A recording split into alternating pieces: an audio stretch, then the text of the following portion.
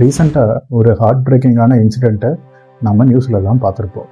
அதாவது என்னென்னா, மத்திய பிரதேசில் ஒரு நார்மலான ஒரு காஃப் சிரப்பை குடித்து நிறைய பேர் கிட்னி ஃபெயில் ஆகி 20க்கும் மேற்பட்ட குழந்தைகளை இறந்துட்டாங்கன்னு நம்ம பார்த்துருப்போம்.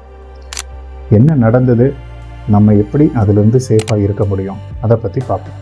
வணக்கம், நான் உங்கள் doctor Prashanth, cardiologist. Cold drip அப்படிங்கிறது ஒரு காமனான ஒரு காஃப் சிரப் தான். இது யூஸ்வலாக இருமல், சளி அப்படிங்கிறதுக்கு நம்ம ப்ரிஸ்கிரைப் பண்ணுவாங்க.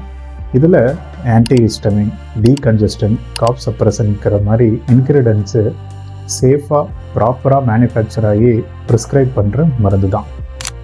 என்ன தப்பாக நடந்ததுன்னு பார்த்தீங்கன்னா, இந்த ஹெல்த் அத்தாரிட்டிஸும் WHO-வும் டெஸ்ட் பண்ணும்போது இந்த காஃப் சிரப்பில் டைஎத்திலின் கிளைகாலுங்கிற ஒரு இண்டஸ்ட்ரியல் கெமிக்கல் கலந்துருக்கிறதா 40% மேலே சிரப்பில் இருக்கிறதா கண்டுபிடிச்சிருக்காங்க. இதை எதுக்கு நார்மலாக யூஸ் பண்ணுவாங்கன்னா, இண்டஸ்ட்ரி பர்பஸ் தான்.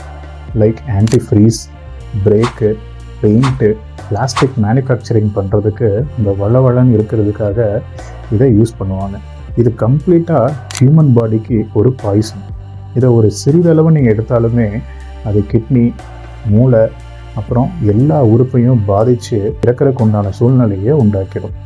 இதை சின்ன குழந்தைங்களுக்கு கொடுத்தீங்கன்னா அது ரொம்ப பெரிய ஆபத்தை விளைவிச்சிடும். இதை எடுத்துக்கிட்ட குழந்தைங்களுக்கு 2லிருந்து 5 நாளுக்குள்ளே நல்ல சிவியராக வாமிட்டிங் வந்து யூரின் போகாமல் கால் 2 வீங்கி கிட்னி ஃபெயில் ஆகி எல்லா உறுப்புகளுமே செயலிழந்து இறந்துட்டாங்க. பார்த்தீங்களா, ஒரு சிம்பிள் காஃப் சிரப்பு எவ்வளோ பெரிய டாக்ஸிக் கெமிக்கல் எக்ஸ்போசராக மாறி அது ஒரு பெரிய ட்ராஜடியை உண்டாக்கிருக்கு. அதுக்கு தான் நான் என்ன பேரண்ட்ஸுக்கு சொல்கிறேன்னா, எல்லா இரும்பலுக்கும் கண்டிப்பாக சிரப்பு கொடுக்கணும்னு அவசியம் இல்லைங்க. எப்போவுமே பக்கத்தில் இருக்க பீடியாட்ரிஷனை கன்சல்ட் பண்ணுங்கள்.